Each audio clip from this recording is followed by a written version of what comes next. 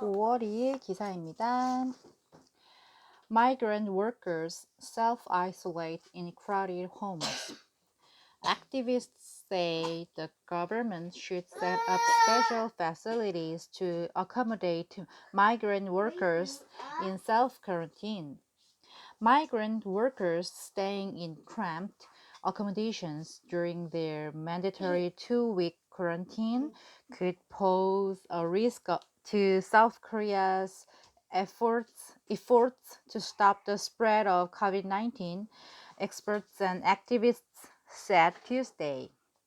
On Monday, some 20 migrant workers from Myanmar who arrived in Korea on April 23rd were caught staying in accommodation inappropriate for quarantine with shared kitchens and bathrooms where strict self-quarantine is nearly impossible, according to the 병역구 office. It seems like they could not afford to stay at state facilities that charge them as much as 100,000 won per night, said an official representing the district, adding that all the workers were now in self-quarantine in accommodations prepared by their employers and the Myanmar embassy. Starting April 1st, the government made it mandatory for those arriving from overseas, both Korean and foreign nationals, to self-quarantine for 2 weeks, either at their homes or at state-designated facilities, amid an increase in imported infections. Foreigners on short-term visas or those with no place to stay in Korea are required to self-isolate at state-run facilities, which cost 100,000 won per night. Migrant workers under the employment permit system, like the workers from Myanmar, hold long-term visas and must self-quarantine for 14 days at their homes. But as they usually stay in cramped dormitories, they could become victims of a new cluster of infections. Some activists said, arguing that the government should set up special facilities to house migrant workers ordered into quarantine. In fear of the migrant workers carrying the virus, many employers are refusing to accept them into the factory dorms and asking them to return to work after self-quarantining elsewhere. Go Sung-hyun, director at the Gyeongnam Migrant Labor Welfare Center, said those who are in between jobs also have nowhere to stay for self-quarantine.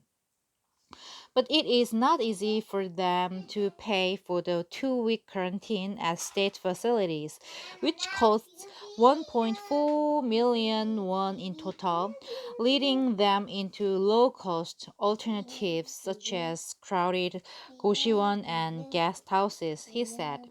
This could pose a danger to the country's quarantine efforts, he said, asking the government to set up a facility where migrant workers can self-quarantine free of charge before they are dispatched to their workplaces. An official from the labor ministry said on condition of anonymity that the government was considering creating a facility that could house up to 100 migrant workers without proper registered homes. Singapore, which was once touted as an early success in its response to the COVID-19 pandemic, now has Asia's highest number of cases after China and India.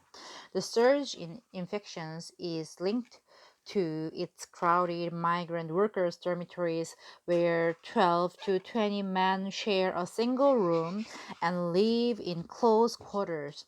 The health authorities said Tuesday that they were aware of the existing problems and preparing measures through discussions with municipalities and relevant ministries. There has been some criticism that the Korean government's quarantine policies are failing to protect foreigners.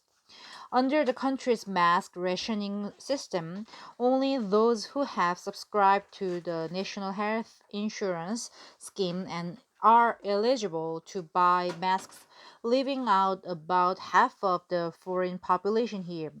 Foreigners are also excluded from the government's cash relief programs unless they are married to Koreans. If the Korean government were to invite foreign workers to meet a shortage of labor and support the country's economy, it should also take responsibility for their health, said Kim Hyung-jin, head of the Gimhae Migrant Human Rights Center. The migrant workers entering Korea are mostly returning here after spending their holidays in their home countries. As estimated, 60,000 migrant workers have entered Korea during the COVID 19 outbreak.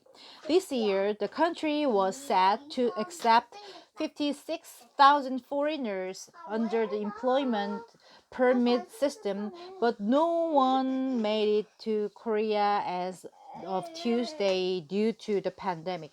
Only those who had their visas extended earlier are being allowed in the country, according to the Justice Ministry.